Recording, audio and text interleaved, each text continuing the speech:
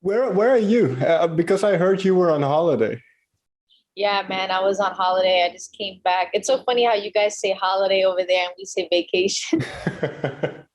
It always gets me every time. But yeah, I was on holiday until a few days ago. I came back, went to visit Montenegro, Albania, where my parents are from. So visit family out there and then also enjoy myself relaxing on beaches and places and things like that. It was amazing. How important for you is it to keep that connection with your roots and to go back and visit family? It's so important for me because for me, my culture is like my roots, and it's where everything started for me. So I never want to lose touch with where I came from because it really it turned me into the person that I am today. So I never want to lose touch with my roots. It's really important for me, and also you can hear it in my music. You can hear it in my posts. You can hear it in the way I some look and dress and things like that. So I can never lose touch with who I am. As you were growing up, what was the musical diet, so to say? Because did you grow up with a lot of Albanian music? Yeah, for sure. So, my parents came to this country. Me and my two brothers were first generation out here. And, my parents were listening to Albanian music around the house. Right. We had to discover the other types of music ourselves by turning on the radio, TV, and things like that. So I grew up like a big melting pot of music, being from New York City. Hip hop was, it's big now, but even back then, I remember Sure. it was huge. Jay-Z was on the radio all the time, and I remember discovering Jay-Z. Usher R&B was a big thing back then. That was like the first CD I ever bought. Usher's Confessions, and then pop was huge. Britney Spears, NSYNC, Justin Timberlake, yeah, So I was influenced literally by R&B, pop, hip hop, and Albanian culture music. Did you always sing? Well, was that kind of a given from as long Yeah, as you can remember? for sure. I mean, since I was 3 years old, my mom has videos recorded of me singing away. And then, as I started going to elementary school and middle school and high school, I just kept doing it. Even in middle school, I was in like a rock band Okay. formed by my school, and I was the lead singer. And that's when I realized I wanted to be on stage forever. I remember I was this little girl, little tiny body, and singing these big, like, singing Ozzy Osbourne, Black Sabbath, and like all these rock songs and things like that. They couldn't believe that like a little skinny girl with this crazy long hair had like a big voice. I let my hair down and I do my little hair flips. And, I always felt like I was born to be on stage. And I knew it from a really, really young age. And I just continued doing my thing throughout high school. I went to a performing arts high school. I got in for vocals. That was Okay. the way I got into my high school. So I always knew, this was my destiny. Well, first, very quickly about the stage. Well, and this might be difficult to put into words, but what is it about the stage that attracts you?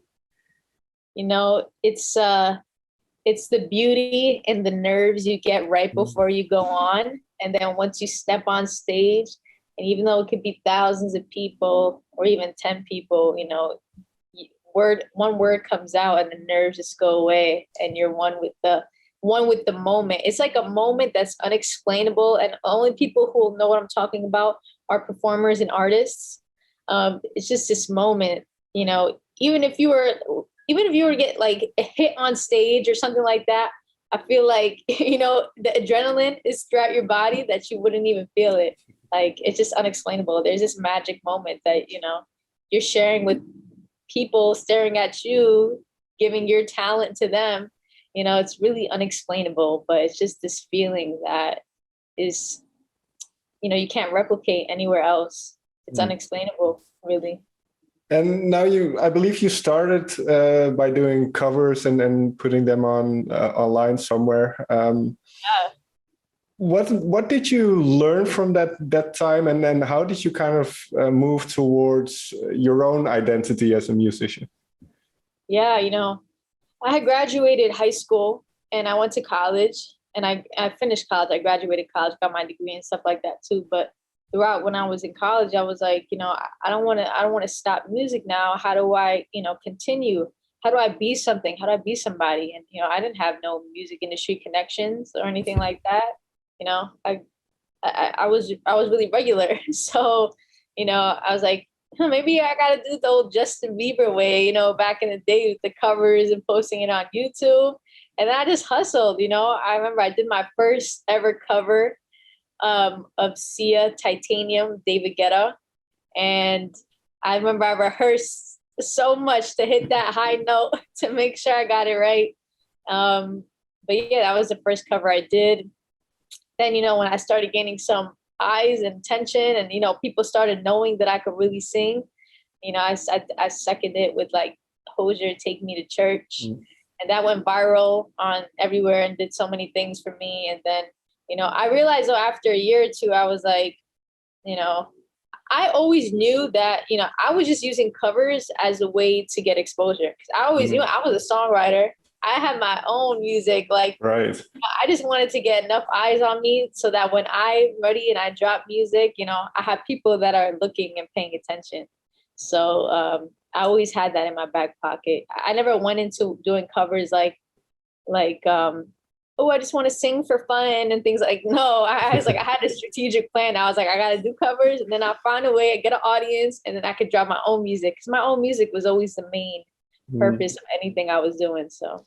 And then I want to get into your own songs and everything in a moment. But one thing about what you mentioned about building an audience I find interesting is it seems, and this is just from the outside perspective, but that you have a very global audience, that there's people all over the world that enjoy your music. I saw people from India, from Africa, all over Africa, and all. It's a very eclectic mix of people. So was that by design, or how did you manage to do that? It's so funny because if you ask me now, I wouldn't have it any other way. I love right. It's so great. It's amazing.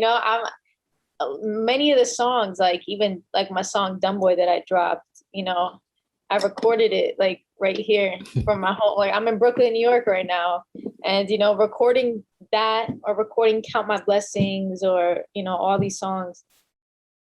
The last thing I ever expected was for it to reach the other side of the world. Like, you're sitting here making these songs and you just put it out hoping that a few people will like it and, you like it. So you're hoping, some people will like it. But then when it starts, going number one in a country in Africa and then like gone to charts in Europe and like, it's an insane feeling and it's unexplainable. You know what I mean? I don't know why I was chosen.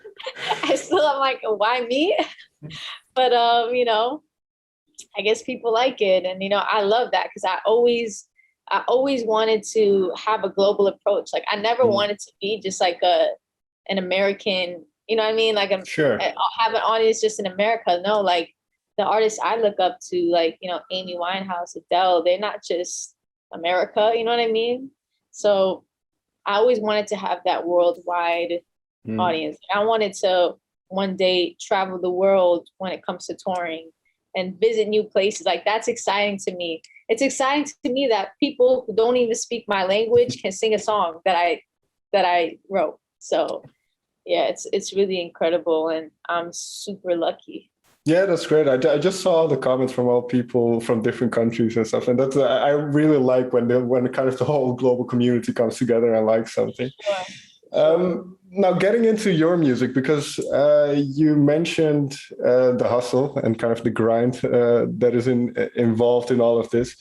Now, I came across a clip where you had this fast-paced interview, like a lightning round type thing, and they asked you to describe yourself in one word, and you said persistent. And now, one of my favorite songs of yours as well is wherever burn this bridge.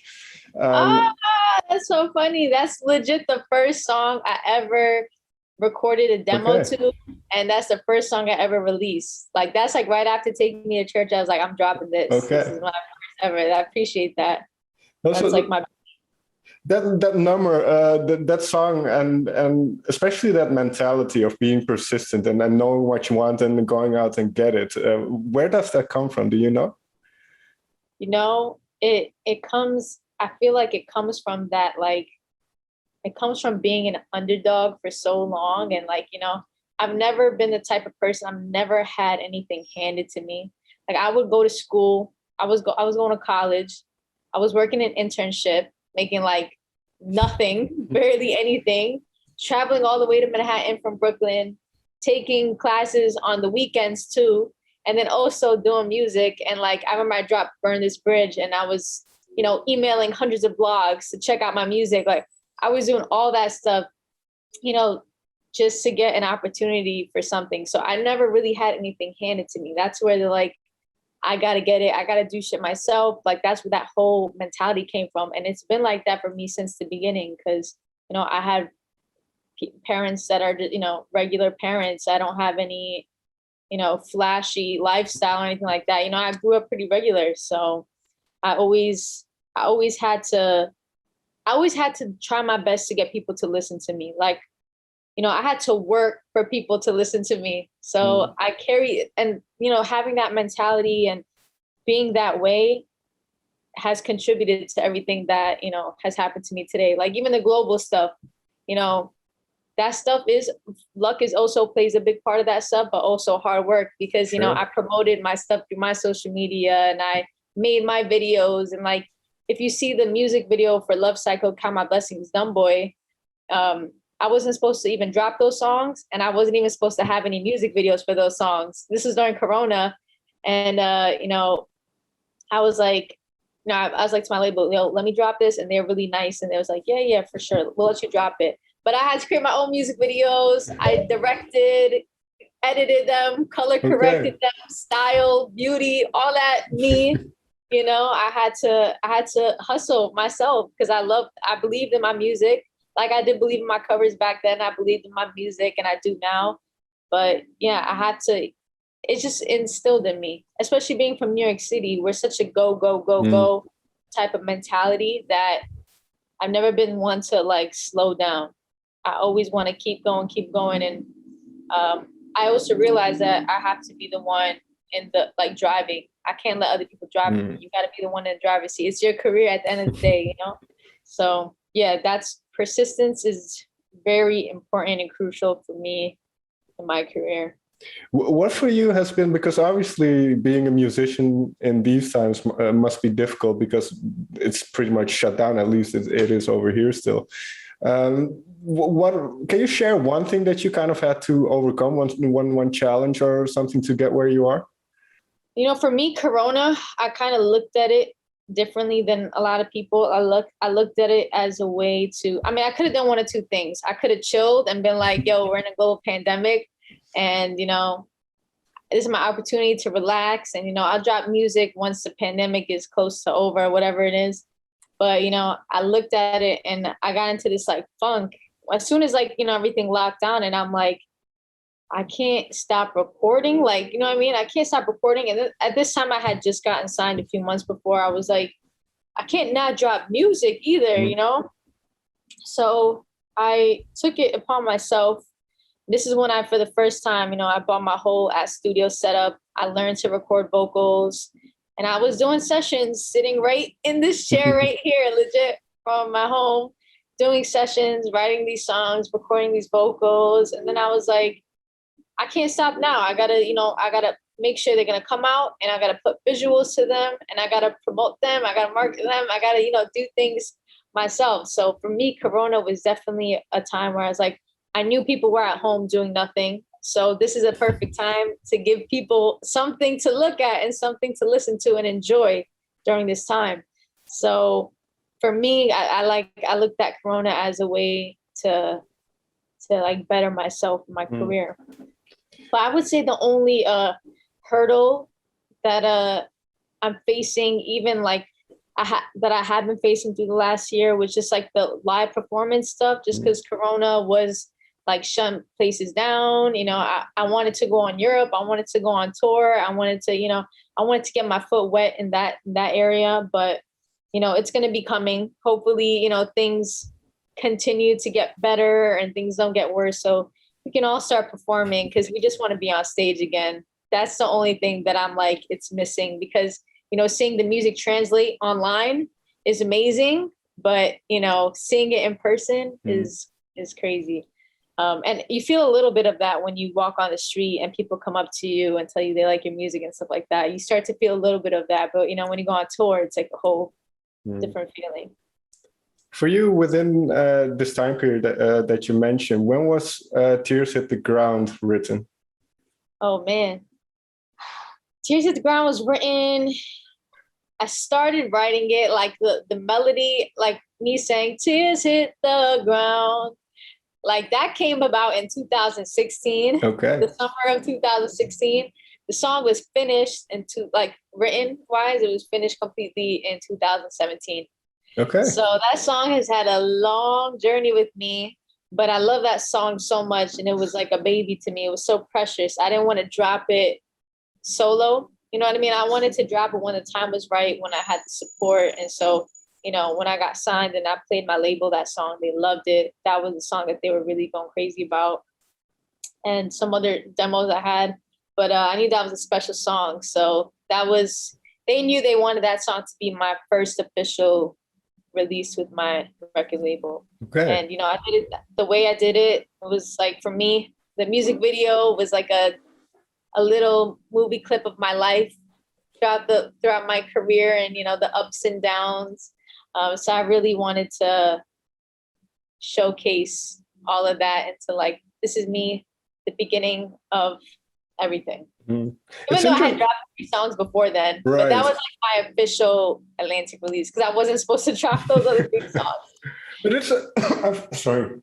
I find it interesting that you say that because when I listen to your songs, Tears Hit the Ground felt like an extension of Burn This Bridge because it kind of the fact same era. Exactly. So that makes sense that I thought that. That's interesting.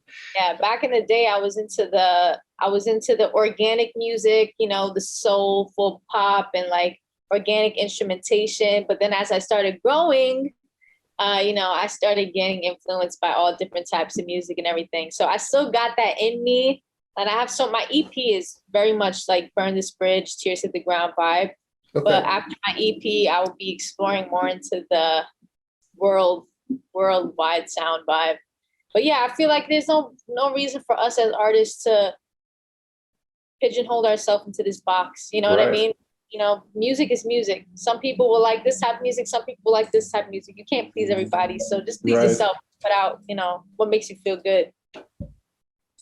Finally, then, as a songwriter, writing these types of songs, do you have specific moments and specific people in mind, or are they kind of an amalgamation of a group of experiences? Every song is different. Like writing Tears to the Ground was like a group of people, just like, I made it all into one person, but it was like a group of people that I felt let down at that moment by. Burn This Bridge was about one person. And, it sounds like a love song, Burn This Bridge. I'm like getting over you, but it was actually about somebody in the industry in the beginning that like told me that I never make it type thing. And I turned it into a song like that. And I put all my frustration into it. And it ended up being my first song to ever chart on iTunes, like singer-songwriter, top 40, something like that.